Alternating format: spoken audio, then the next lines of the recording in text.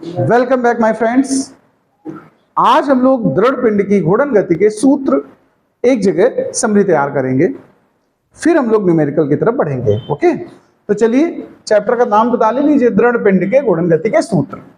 सबसे जो पहला सूत्र तुम्हें याद करना है वो तैयार करना है जड़त्व आघूर्ण। क्या तैयार करना है? जड़त्व आघूर्ण। देखिए जड़त्व आघूर्ण का सूत्र होता है आई बराबर, ज्यादातर हम लिखते हैं सिग्मा एम आर स्क्वायर, कभी कभी हम इसको एम आर स्क्वायर भी लिख देंगे।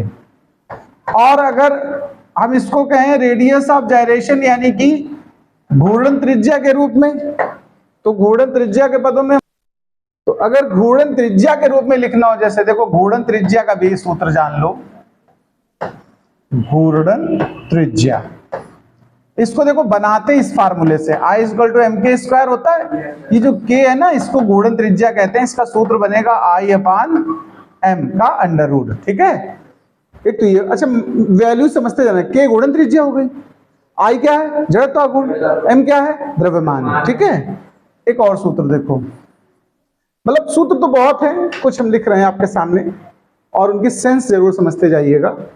जैसे एक बल आघूर्ण है, इसको भी जान लो आप, बल आघूर्ण का सूत्र ये भी यूज होगा। बल आघूर्ण को हम टाउ से प्रदर्शित करते हैं और ये होता है आर क्रॉस एफ, ये ध्यान रखना है तुम्हें। अच्छा याद करो, गति के 3 समीकरण लिखाए थे मैंने आपको, घूर्णन गति के समीकरण कहेंगे उसको हम लोग। क्या कहेंगे? घूर्णन गति के समीकरण। तो चलो भाई, पहला समीकरण ओमेगा बराबर omega naught plus alpha T. ये देखो जो रेखी गति के होते हैं उसी से बना है। जैसे देखो सूत्र होता है ना, v बराबर u प्लस ए टी होता है। v की जगह यहां पर ओमेगा आता है, प्रारंभिक वेग u की जगह ओमेगा नॉट आता है, और जो अल्फा है वो a की जगह आया हुआ है। ठीक है, दूसरा बनाओ इसका, थीटा बराबर omega naught T plus half alpha T square. और जो तीसरा फॉर्मूला है ध्यान रखिए, ओमेगा स्क्वायर बराबर omega naught square plus 2 alpha theta. ये 3 गति के समीकरण यहां प्रयोग होंगे। एक और सूत्र उठाते हैं, देखो घूर्णन गतिज ऊर्जा। क्या? हाँ, घूर्णन गतिज ऊर्जा, इसका भी सूत्र जान लो आप लोग, k बराबर half I omega square. Omega क्या यहां जानना जरा, ओमेगा जैसे पीछे बता रहे थे यहां फिर से बता दे रहे, ओमेगा को बोलते हैं कोणीय वेग। क्या बोलते हैं? हाँ, इसके कुछ सूत्र होते हैं जो जान लो, वैसे पीछे हम बता चुके हैं आपको वृत्तीय गति में, लेकिन फिर एक बार समझ लो। ओमेगा मतलब होता है कोण बटे समय अंतराल, एक तो ये सूत्र है। दूसरा ऐसे याद कर सकते हो, 2 पाई बटे कैपिटल टी, इस रूप से भी याद कर सकते हो। और 1 अपान टी, टी मतलब आवर्तकाल है, आवर्तकाल आवृत्ति का व्युत्क्रम होता है कि नहीं, तो ओमेगा 2 पाई एन। जरूरत के हिसाब से हम कोई भी फार्मूला इसमें से प्रयोग करेंगे। एन क्या यहाँ पर है? आवृत्ति। एन क्या है? ये जरूर याद रखना कि यहाँ एन क्या है, एन आवृत्ति है, और टी क्या है? आवर्तकाल है। क्या है? आवर्तकाल है। आवर्तकाल जानते हो वैसे तुम लोग, एक चक्कर पूरा करने में जो समय लगे उसे आवर्तकाल कहते हैं, और 1 सेकेंड में जितने चक्कर पूरे हो जाएं वो आवृत्ति होती है। ठीक है, ये जान लेना अच्छे से भाई। अगला सूत्र हम बताते हैं, जो बल आघूर्ण होता है टाउ और जड़त्व आघूर्ण होता है आई, इनमें एक संबंध होता है, रिश्तेदारी होती है। लिख लो, बल आघूर्ण तथा जड़त्व आघूर्ण में संबंध। बल आघूर्ण तथा जड़त्व आघूर्ण में संबंध। बल आघूर्ण तथा जड़त्व आघूर्ण में संबंध, ध्यान रखना इसका, टाउ बराबर आई अल्फा। क्या सूत्र होता है? आई अल्फा, ये याद रख लेना। ठीक है, अब एक हम बताते हैं, देखो एक होता है कोणीय संवेग। क्या होता है?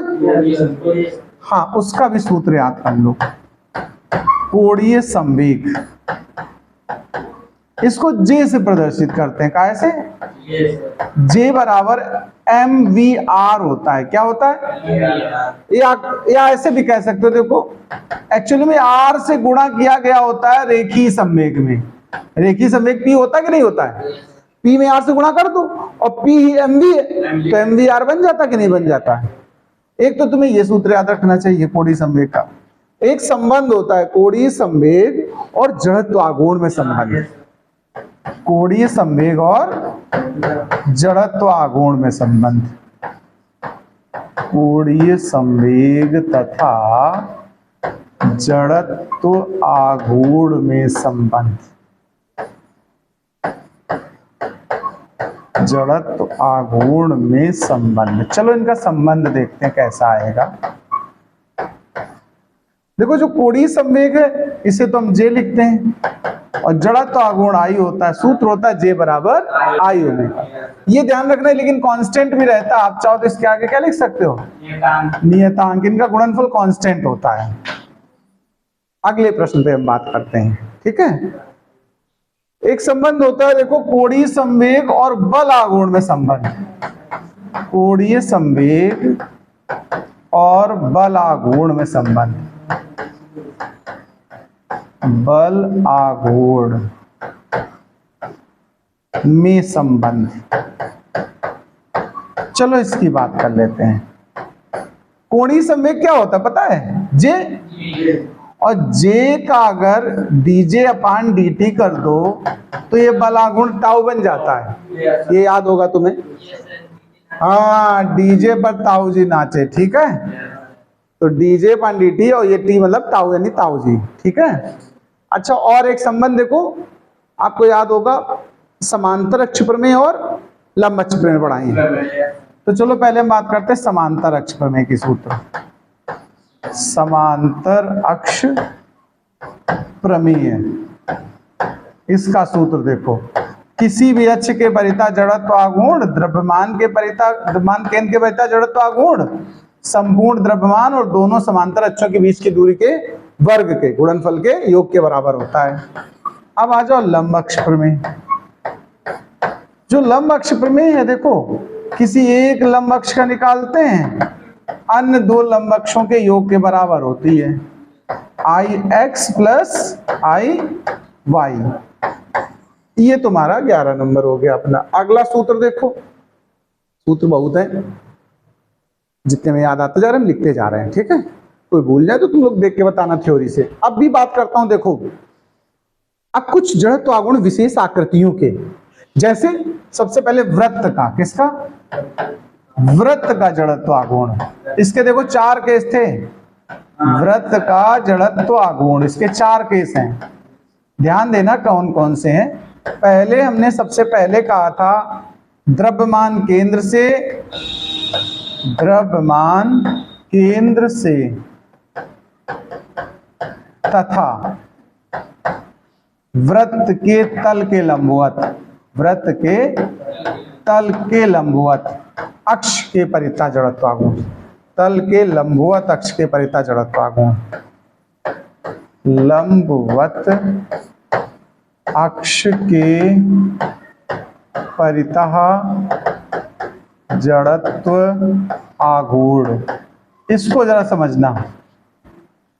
ये हमने बनाया था IYY डैश, याद आ रहा होगा तुम्हें। ये MR स्क्वायर था। एक और था, सबसे ज्यादा यूज यही होता वैसे, लेकिन और जान लो। एक हमने ऐसे देखो व्यास के परिता निकाला था, याद है? तो अगर व्यास के परिता हो जाए, मान लो व्यास के परिता, तो हम ID लिख देंगे। ये आता है हाफ MR स्क्वायर। एक तुम्हें याद आ रहा होगा व्यास के समांतर स्पर्श रेखा के परिता। देखो व्यास के अगर समांतर, ये व्यास है और इसके समांतर अगर कोई स्पर्श रेखा आ जाए, तो स्पर्श रेखा का अगर हम निकालते थे तो देखो ये हाफ MR स्क्वायर है और इसमें MR स्क्वायर और जुड़ जाता था, तो टोटल कितना बन जाता था? 3/2 MR स्क्वायर। याद आ रहा है ना? अच्छा, एक और सुन लो। इस बार जो तुम्हारी देखो ये हमारा वाई वाई डैश वाला है, किसका? वाई वाई डैश के समांतर अगर स्पर्श रेखा बना दो तुम, टेंजेंट टी डैश, तो इसके परिता जब निकालेंगे, देखो टी डैश के परिता, तो हम कहेंगे देखो इसका जो इसका था वो एमआर स्क्वायर था, सेंटर ऑफ मास के परिता, और यहां से दूरी कितनी है आर, तो एमआर स्क्वायर में एमआर स्क्वायर और जुड़ जाएगा, तो ये टोटल कितना बन जाएगा 2mr स्क्वायर। कितना बन जाएगा भाई? अच्छा ये तो वृत्त के चारों हो गए, ऐसे ही डिस्क के 4 लिखने हैं। किसके लिखने हैं? तो अगला हमारा स्टार्ट होगा ये वृत्त के परिता, समझा दिए हमने पूरे। अब 13 नंबर पे हम लेते हैं डिस्क के परिता। तो डिस्क के लिए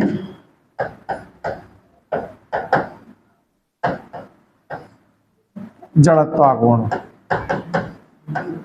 जब डिस्क वाले कोई सवाल लगाओगे तो सूत्र बदल जाएगा। देखो सबसे पहले हम कहेंगे वही हेडिंग ऊपर वाली ही समझ लो, पहला केस जो उसमें था वही इसमें केस है। तो आई वाई वाई डैश जब निकालोगे तो वृत्त में जो रिजल्ट आता है उसका जस्ट हाफ इसमें आया है। दूसरा केस उसी जैसा हमने उठाया व्यास के लिए, तो 1/4 mr स्क्वायर।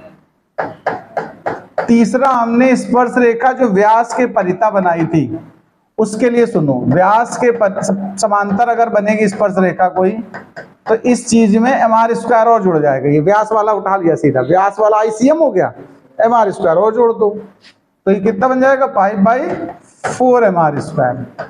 और चौथा के देखो सबसे इंपॉर्टेंट पहले केस है, ये ज्यादा यूज होते हैं, ये तो याद ही होने चाहिए आपको, ये ना भी याद हो कम यूज होता है लेकिन हो जाए तो और अच्छी बात है।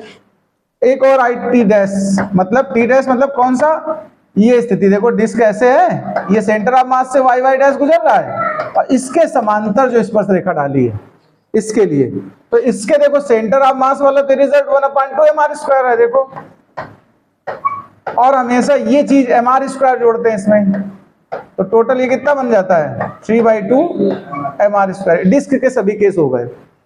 अब हम अगली स्थिति उठाएंगे बेलन के लिए। किसके लिए? हाँ बेलन के लिए।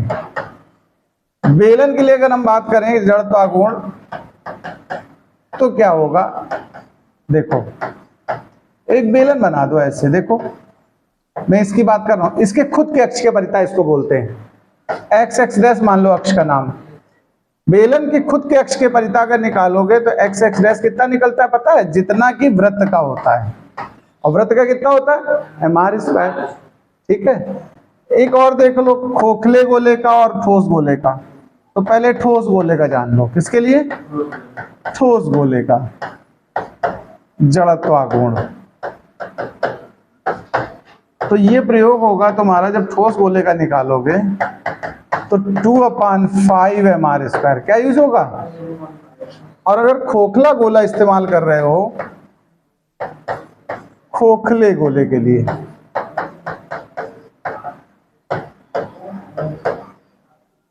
जो खोखला गोला है ध्यान रखना, उसके लिए 2/3 mr स्क्वायर हो जाता है। कितना हो जाता है? इतने नोट करो जरा।